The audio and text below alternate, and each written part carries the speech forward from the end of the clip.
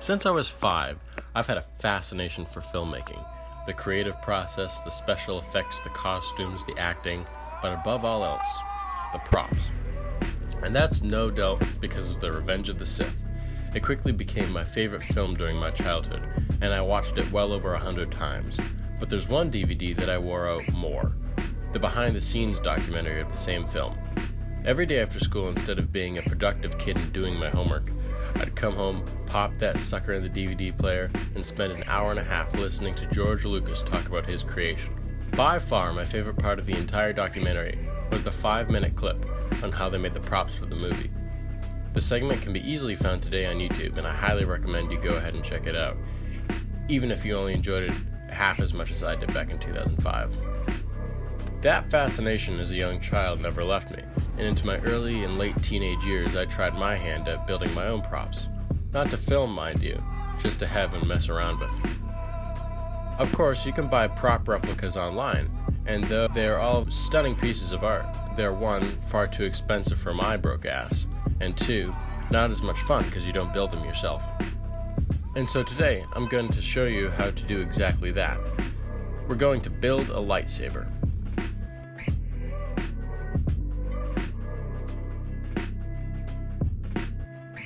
I think for my first filmed build, it's only appropriate to go with the prop that started it all. The Luke and Anakin Skywalker lightsaber from 1977's Star Wars.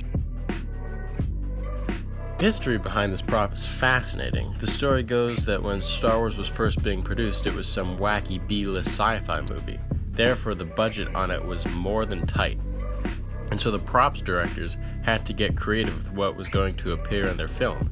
Therefore, the first lightsaber that appeared on screen was not some specialized machined part, but a few pieces of old junk kit bashed together to look like an elegant weapon for a more civilized age. The base of the saber was a 3-cylinder Graflex flash handle, manufactured in the 1930s to hold camera flashes of all things. And the props team on Star Wars modified it by putting a calculator bubble strip into its clip and gluing old windshield wiper blades to the bottom of its handle. And there you go. The original lightsaber was born. Nowadays, a Graflex goes for hundreds if not thousands of dollars and are heavily sought after by collectors and props enthusiasts such as myself. And again, my bank account is not the most full at this point in my life, so I'm forced to get cheap. Real cheap. And so now you too can make your own, just like the one that I've built, and here's a tutorial to either inspire you or for you to follow along with. To start, you're going to need a 1.2 inch diameter PVC pipe, a few small wooden dowels, both rounded and rectangular, a stick of hot glue, a few knickknacks for buttons, a D-ring clasp, and some aluminum duct tape. For those of you who have never used it, this stuff is like gold for these projects. It can be applied to non-metal objects and then polished to look like a chromed piece. The stuff really works wonders, and it can be found in bronze and gold finishes, though you might have to look a little harder for these. Next, you want to measure out 11 inches from the bottom of the PVC pipe. Mark out that spot and also make a mark at the halfway point. Cut at the 11-inch mark and you'll have the base of your handle.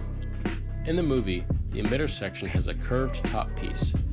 This is a more difficult part to make, but if you cut the top piece in half and then cut at a 90-degree angle about 2 inches down, it might take a bit of elbow grease, but it'll come out just fine. To make the cut curved, I'd recommend filing it down, but I couldn't find my file, so I had to get creative and make my own tool. This will be a repeating theme in any build you do. Many things that you plan won't go your way, and improvising things will often make your build come out far better than expected. At the end of it all, the top of your handle should look like this. Mark out the places at the top of your handle where the buttons will go. This is by far the most difficult part of the build, so I used a drilling tool to make it easier on myself, but you can really make the holes with a normal drill, or even cut them by hand if you have a few hours. This should be the end result. For the central rod of the saber, you should take a small 10-inch dowel and build up some duct tape on it so that it fits snugly inside the handle. This will serve to both fill in the holes and give the widely unnoticed central pin in the emitter. At this point, Layer some duct tape flush in the center mark that you made earlier. This will make an elevated section for your control box to sit on. To make the grips, take a dowel and mark it so that it will be the same length between the elevated piece and the pommel. Then cut out 6 grips. Attach them with some electrical tape. This will keep them sturdy and also give them a rubbery sheen. Attach your D-ring and start applying your aluminum tape to the bottom and in strips to divide the grips. Apply some to the top of the handle as well. To make the emitter ring, take a tube smaller in diameter to your pipe and cut out an inch-long piece. This should fit snugly inside the pipe. Apply aluminum tape to this as well. To make this button, I cut out one of the dowels and wrapped it in some ribbon tape to make it thicker than it was. This way it fits snugly in the hole. Making the tabs was one of the most challenging parts. I originally planned to cut and flatten another part of the smaller tube, but that didn't pan out. I ended up using some popsicle sticks and cutting them to size so that they'd fit in the slits. Now get out your hot glue. The rectangular dowel I planned to use for the control box was way too small, so I stacked up some popsicle sticks and cut them to the length of the elevated section.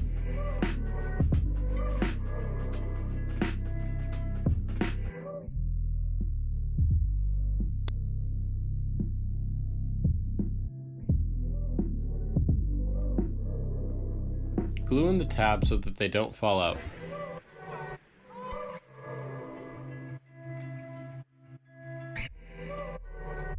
Then take a washer, if you have one, and glue it over the hole in the front of the handle.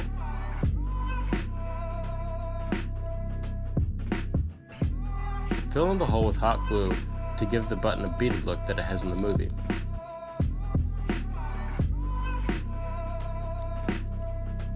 Leave the rest of the holes empty. Apply some more aluminum tape to the elevated section, and use your hot glue to make a beaded line across your control box. I rushed so it came out a little flat, but if you take your time it should look a lot better than mine.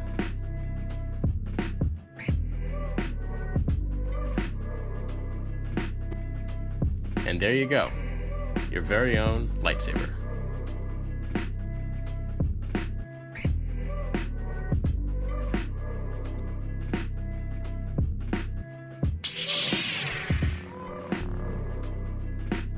I hope you enjoyed this build.